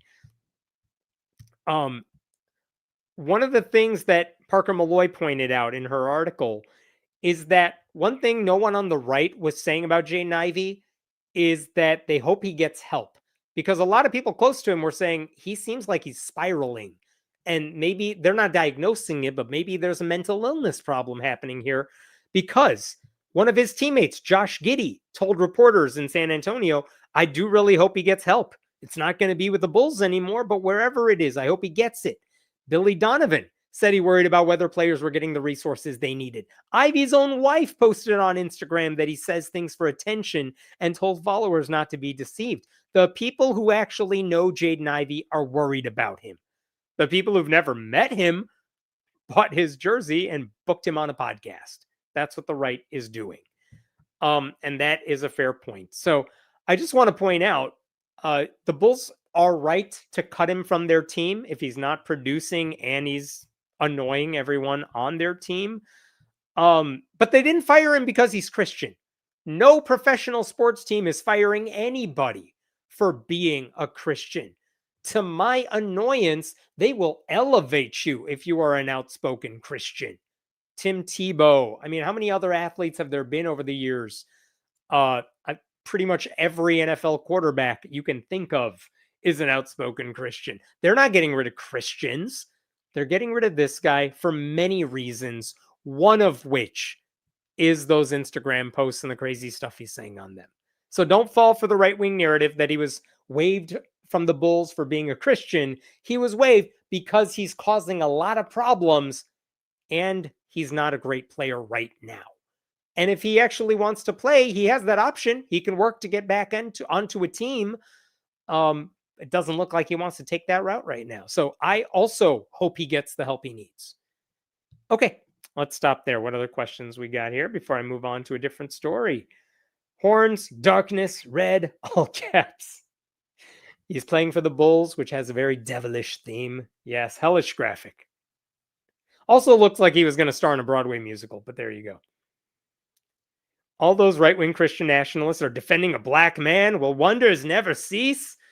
Only when he's perpetuating their narrative. Absolutely. They love black people who are on their side on the issues. But you can bet your ass that if Jaden Ivey started speaking out against like Trump's racism, they would turn on him in a second. Strange how when you disagree with many Christians, they interpret the word disagree as being synonymous with hatred. Yeah, I mean, it's the way the right wing says everyone's anti-Semitic if you're criticizing Israel. It's like, my dude, I love Jewish people. I love the Israeli people. I hate their government right now. Doesn't mean I'm anti-Semitic. It just means I really hate right-wing dictator type authoritarians. You know what I mean? Like, yeah, if you disagree with Christianity, it doesn't mean you hate Christians. I just said in the last story, there are a lot of Christians doing incredible work, whether it's for civil rights, running for office, fighting the good fight. They're great. I disagree with them about their religion, but I'm fine with them running for office and being activists, and I appreciate it, genuinely. They all know Christianity is going down in flames. They are circling the wagons, desperately protecting each other, especially those with fame or power. Yeah, again, just like, I mean, Riley Gaines knows this better than anybody. If you're a loser in a sport and you're never going to be known as the star of your sport, the best thing you could do is pretend to be a Christian martyr, because the right loves that. All right, I'm jumping to another story here.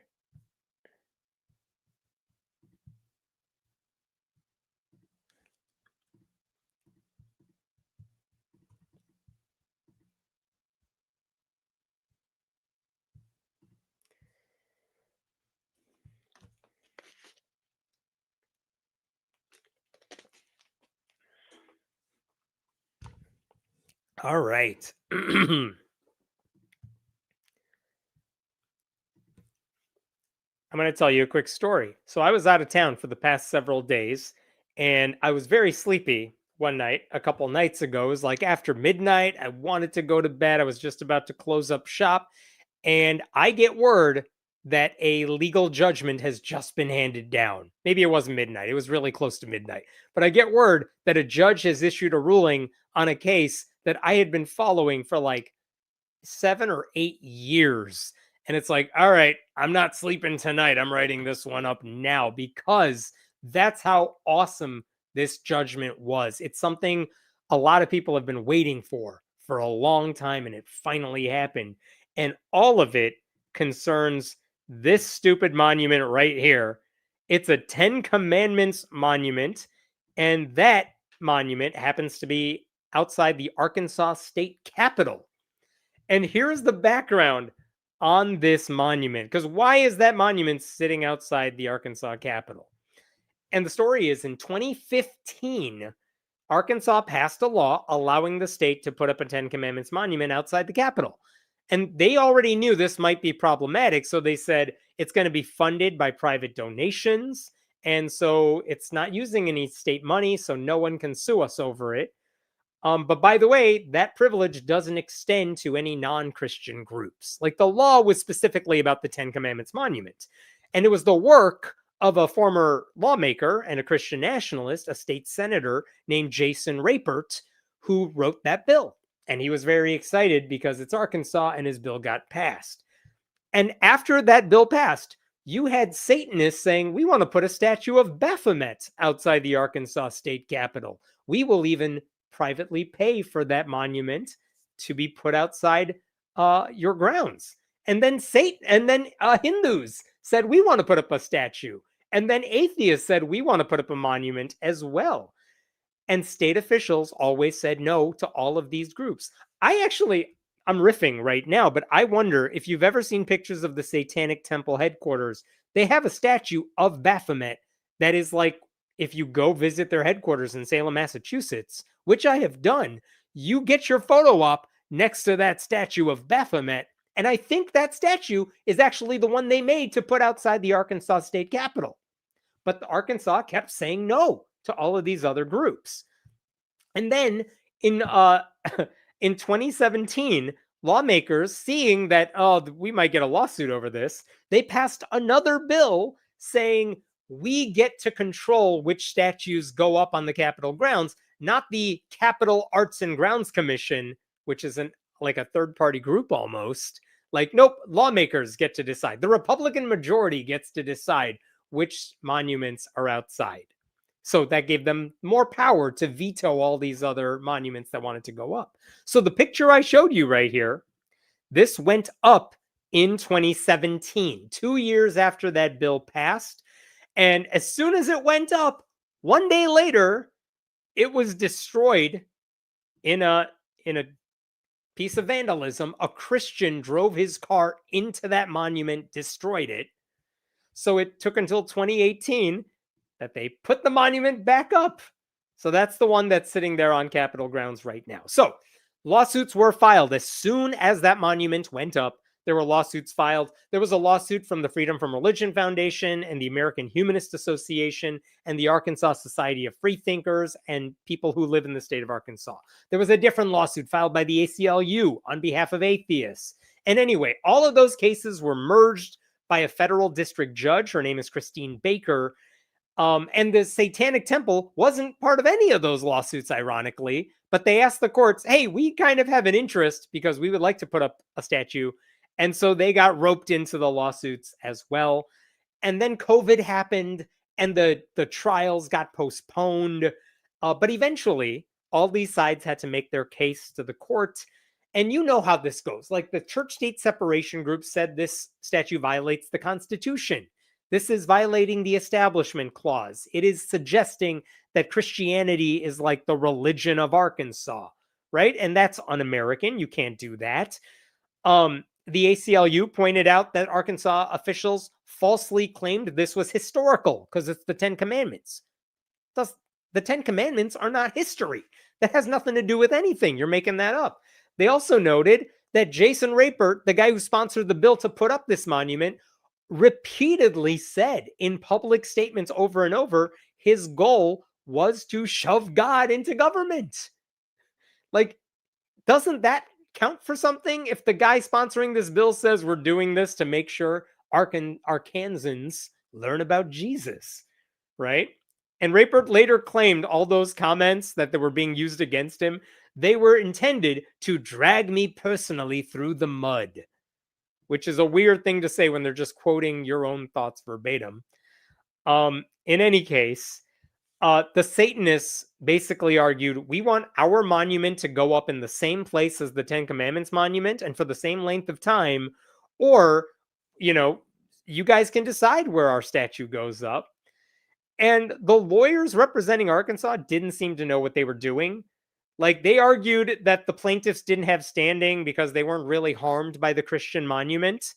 Though, then who could sue over this? They couldn't decide that. They said if you're offended by this, you can ignore it, which is hard to do if you have business at the state capitol. Like, Christians never say, oh, we don't like something, so we're going to ignore it. They always whine about everything.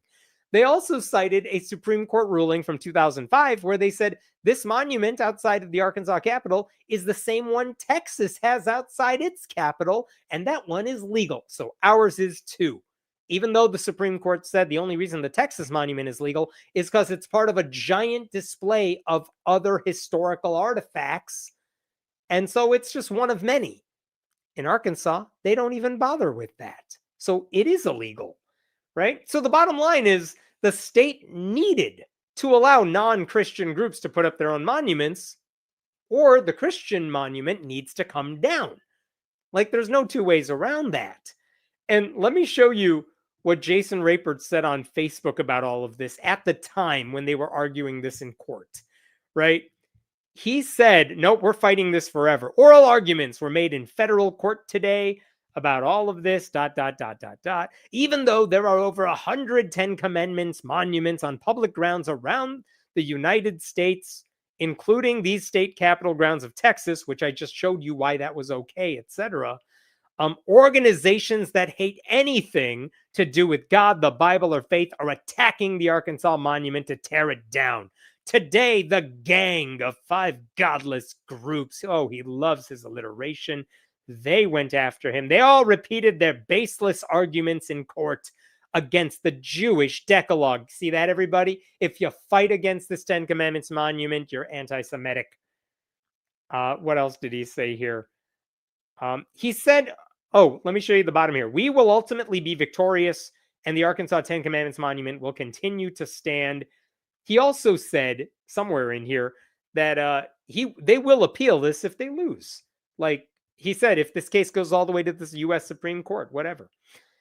So that's what this story was all about. I had been following this case for years. I honestly forgot about it because they hadn't done anything for years, ever since those oral arguments.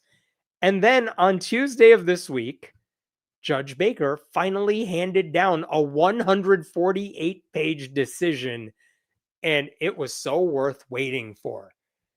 And look, before I get into the details, here's the end result. She says state officials cannot enforce that law putting the Ten Commandments monument outside the state capitol. They can't enforce it. It's unconstitutional. And therefore, the second thing she said is that the Christian monument must be removed immediately from the state capitol grounds. But she also said, and I'm paraphrasing here, I know you're going to appeal this.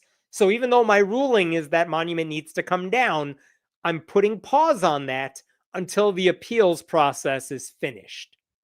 So if there is no appeal, the monument comes down. If there is an appeal and her decision is upheld, the monument comes down.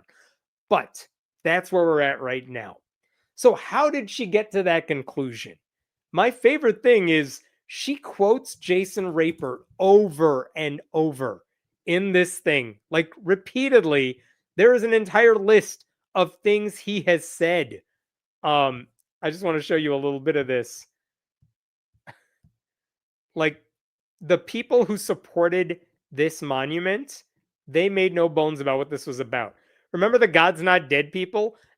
On July 6, 2017, an event was held at the rotunda of the Arkansas State Capitol, at which time the executive producers of God's Not Dead presented a check for $25,000 to the Foundation for the Reconstruction of the Ten Commandments Monument after the vandalism. PureFlix describes itself as a Christian movie studio. Okay. What else is there? Like, the Jason Rapert keeps... I don't know where I'm going here. I'm going to skip all this. But she quotes Jason Rapert over and over, basically saying he was doing this to shove Christianity in everyone's faces. And then, for a totally... As she's going through, when it comes to the Establishment Clause, look at what she says right here. Conclusion on the issue of the Establishment Clause. Based on the undisputed record evidence before it, and for the reasons explained in this opinion in order, the court concludes that the plaintiffs have sufficiently established that the Display Act, the law, and the monument violate the Establishment Clause. The placing of the Ten Commandments monument as required by the Display Act failed to avoid excessive government entanglement with religion, and the law and the monument violate the Establishment Clause under the test set forth in Lemon. There is another thing she wrote as well here. Look at this. In addition, based on the undisputed record, where did it go? Oh, here we go. The placement of a Ten Commandments monument on state capitol grounds does not fit within and is not consistent with a broader tradition in place at the time of the founding. Yeah, there's no history to any of this. And look at this bit at the bottom. Moreover, even if there were a broader tradition at play, the Display Act and the Ten Commandments monument that the act mandates would be inconsistent with that tradition because these two things are discriminatory and coercive, as demonstrated through undisputed record evidence. And I will just take you down to the final pages of this entire thing. If I could jump to the very end here. So here's what she says at the very last page of this ruling. For these reasons, the court orders the following. The Secretary of State, together with his agents, blah, blah, blah, are enjoined from enforcing the Display Act.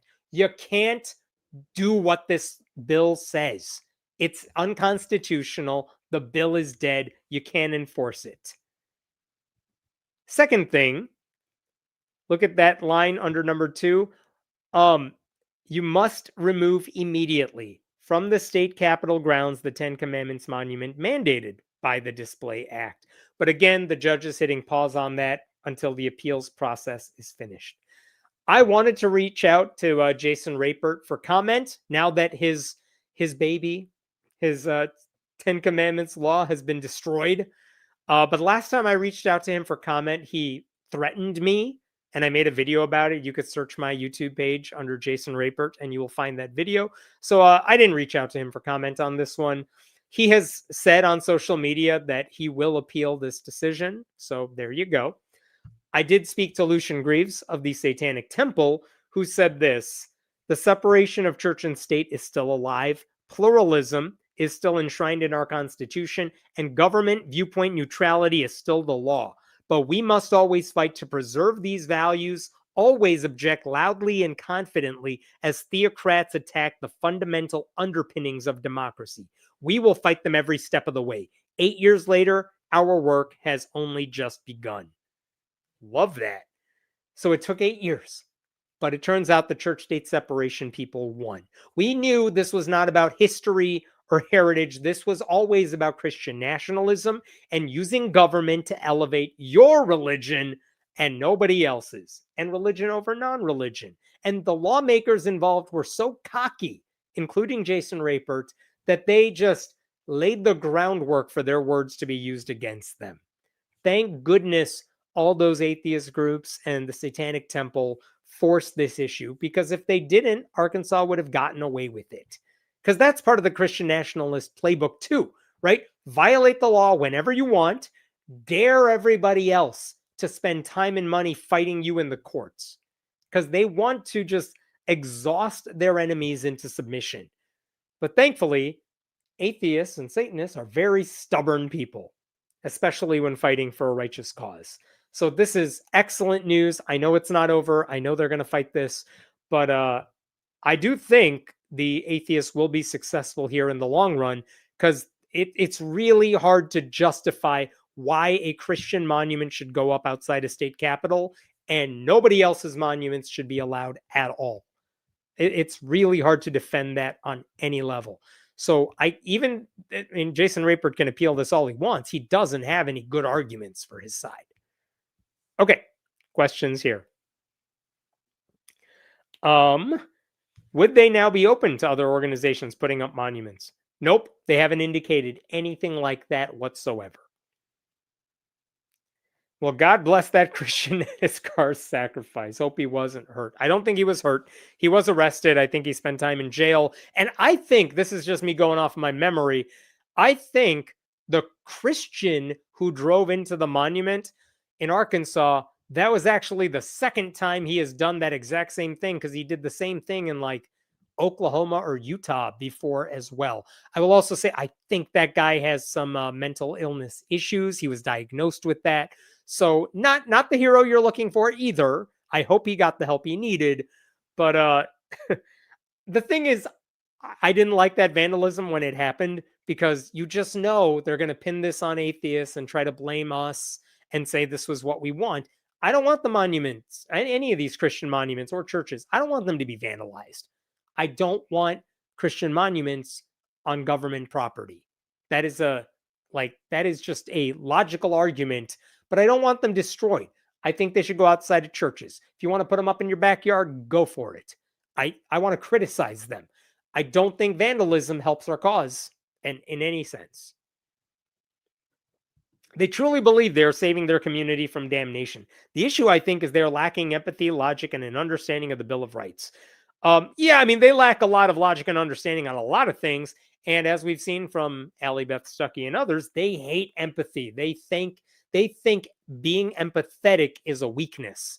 That is a thing you hear constantly in conservative Christian circles these days. All right, let's jump to I have one last story for you here.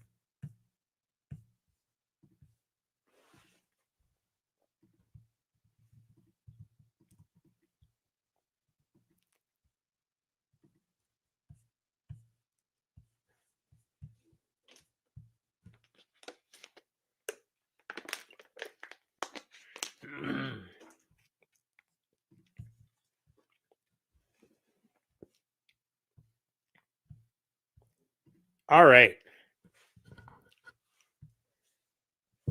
So I have one more story involving good news. I started with one tonight. I'm going to end with a good news story tonight too. And it involves the Johnson Amendment. And I know if you're watching this channel, you are very familiar with the Johnson Amendment. long story short, I will try to keep it short. The Johnson Amendment basically says if you're a nonprofit group, any nonprofit group, you don't have to pay taxes. But the thing you got to give up if you don't want to pay taxes is you don't get to play politics. You don't get to tell your members who to vote for. That's what you give up for the perk of being a nonprofit. The thing is, Christian churches in recent decades have argued, no, we want to not pay taxes and we want to tell our congregations who to vote for. And they have been trying to do this. They've been trying to get the IRS to revoke their tax exempt status so that they can fight this in court. This has been going on for a really long time. But in any case, it's also annoying because churches get a much better deal already than a lot of nonprofits. Like, churches don't have to tell you how much money is coming in and going out. Planned Parenthood has to do that. The ACLU has to do that, like other 501c3s. But churches don't have to tell you how much money they take in donations. They don't have to tell you how much they're paying the pastor, etc. But apparently it's not good enough. They also want to tell everybody how to vote. During Barack Obama's presidency, a lot of Christians started telling people to vote for Republicans. A lot of pastors did that on Sunday mornings. They would videotape it and send those videos to the IRS. And what did the IRS do? They should have revoked the tax exempt status of those churches. They did nothing. In fact, and there were lawsuits over this. The lawsuits never go anywhere, but it's been 70 years of the Johnson Amendment. And literally there has been like one documented case of a Christian ministry losing its tax exempt status because it told people to vote for a candidate, and it was so egregious that they had to do it. Now, ever since Donald Trump came into office, he has been lying about the fact that he has rescinded the Johnson Amendment, which is not something he can do. But what he can do is make sure the IRS doesn't take any action, even though it never was. So Trump didn't actually get rid of the Johnson Amendment, but churches have been endorsing candidates. And as far as we know, the IRS isn't looking into any of it. In fact, in 2022, the Texas Tribune and ProPublica did a piece where they tried to get to the bottom of what the IRS is doing about all these churches that tell people how to vote. And the answer is nothing, at least not publicly, because there were documented cases of churches telling people how to vote, and the IRS said they weren't doing anything about it. So that's your background into the Johnson Amendment. And the thing is, a couple of years ago, a coalition of Christian ministries called the National Religious Broadcasters, Intercessors for America, and two random churches based in Texas, they sued the IRS in 2024, basically suing them over the Johnson Amendment. Because apparently even these Christian ministries knew Donald Trump didn't do anything about it. So they directly sued the IRS saying the Johnson Amendment is stifling our free speech. And so we want the courts to just say the Johnson Amendment is unconstitutional, and then we could do whatever we want. So that was the lawsuit that they initiated in 2024. Okay, so the complaint said a lot of things, but they basically said our plaintiffs, including these two churches, they want to speak about like these candidates, these political candidates and their positions, but the Johnson Amendment is stifling us, which is a weird thing to say because churches can always talk about values and positions. I mean, churches talk about abortion all the time.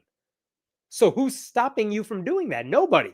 All you can't do is say, everyone, we're all going to vote for this Republican candidate. That's the one thing you can't do.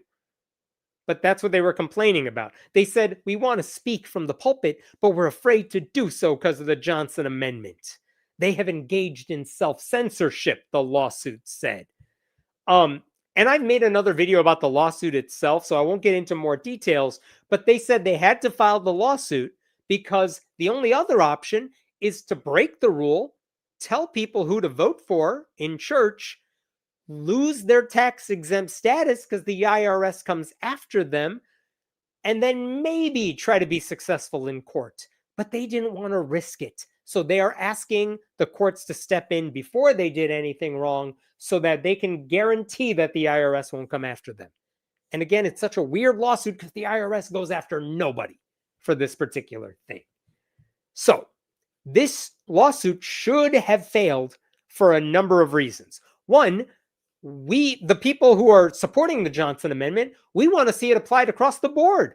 If there is a liberal church that tells you to vote for a Democrat, I want them to lose their tax exempt status too. And if the only people who did this were black churches, like historically black churches that endorse Democratic candidates, every white evangelical Christian would be saying to hell with the Johnson Amendment. We want it enforced, like, or else. But because this is a white Christian thing predominantly, they're like, we want it to help us. So down with the Johnson Amendment. They also used cherry-picked examples of the ways the IRS was going after people. So that was silly. So as far as I could tell, though, the thing that struck me as the scariest thing about this lawsuit is that I mentioned there were two kind of random churches in Texas that were part of the plaintiffs.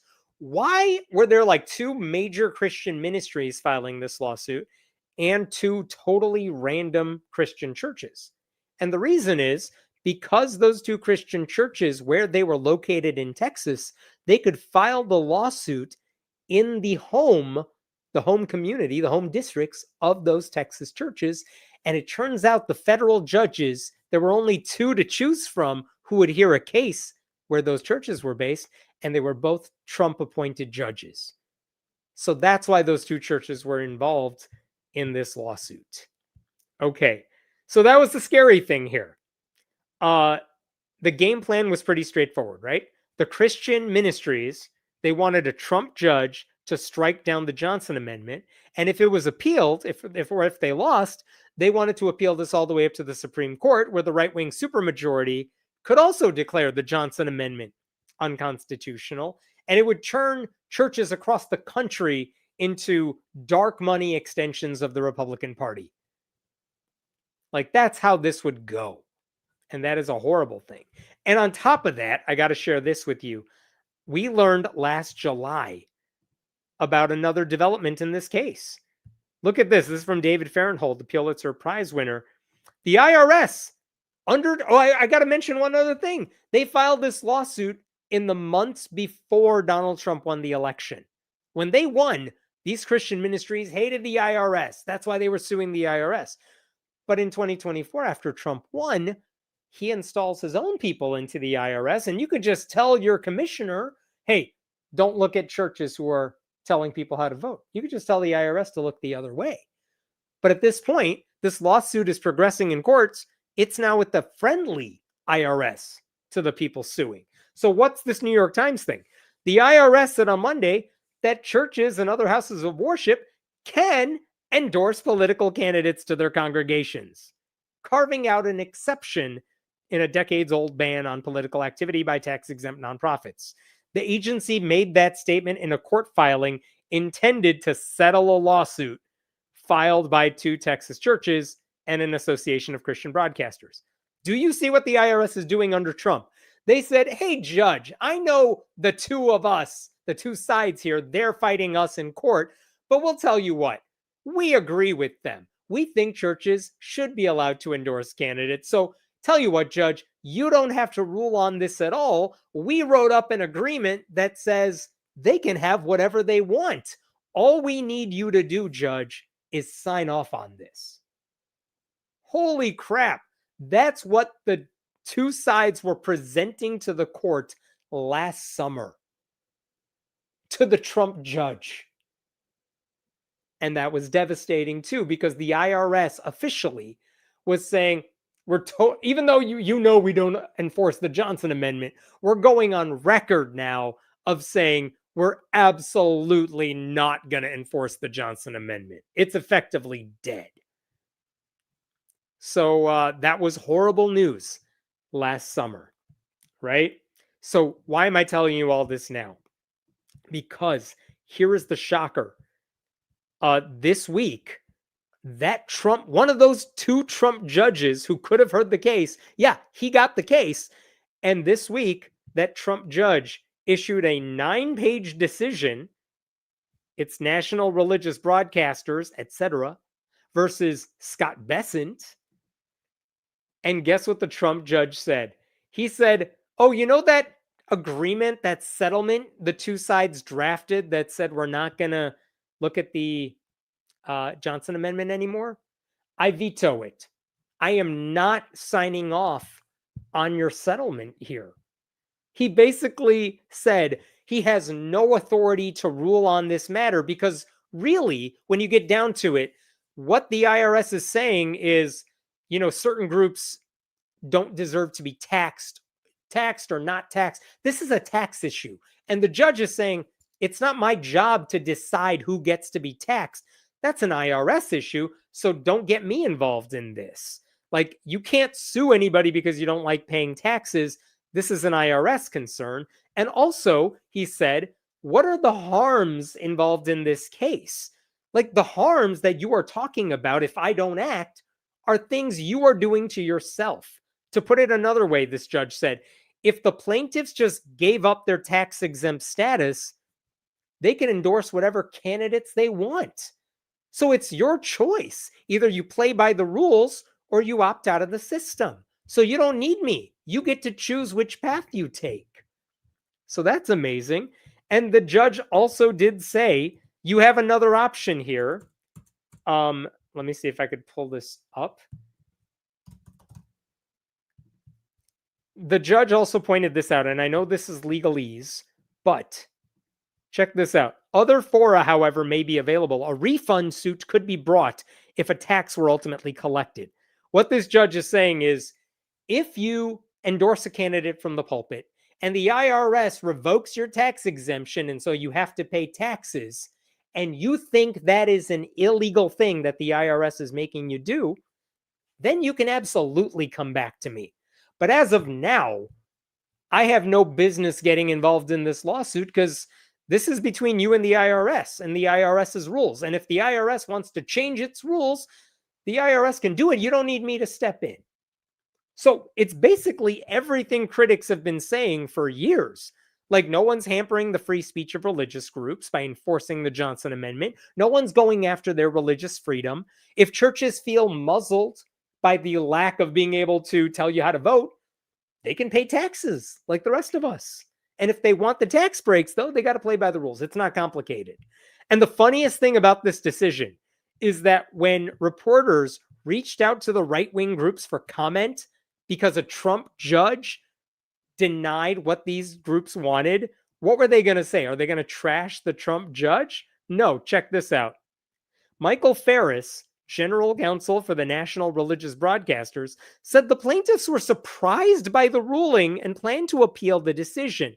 He said the judge's ruling would require the plaintiffs to violate the law to get their case heard. No, you could just say, I'm doing what I want to do and they're coming after me and it's illegal, but that's a separate thing. But look at his statement. We think that is an error, he said. I think the judge was trying to do his very best as he understood the law, but I just disagree. I think the judge was just trying to do his very best. They never say that about Sonia Sotomayor. They never say that about Ketanji Brown Jackson. But for a Trump judge who basically says, what the hell are you people doing? They're like, he meant well. He was trying. Anyway, so here's where we're at right now. The Johnson Amendment is still on the books. It is not currently being enforced by all the evidence we've ever seen. The current IRS under Republican rule is not going after any church that we know of because they're violating the Johnson Amendment. What I would like to see happen if Democrats ever regain control of the government is give more money to the IRS, hire people who are actually going to enforce the law, and then frickin' enforce the Johnson Amendment. That's the right thing to do. We're a long way from that world.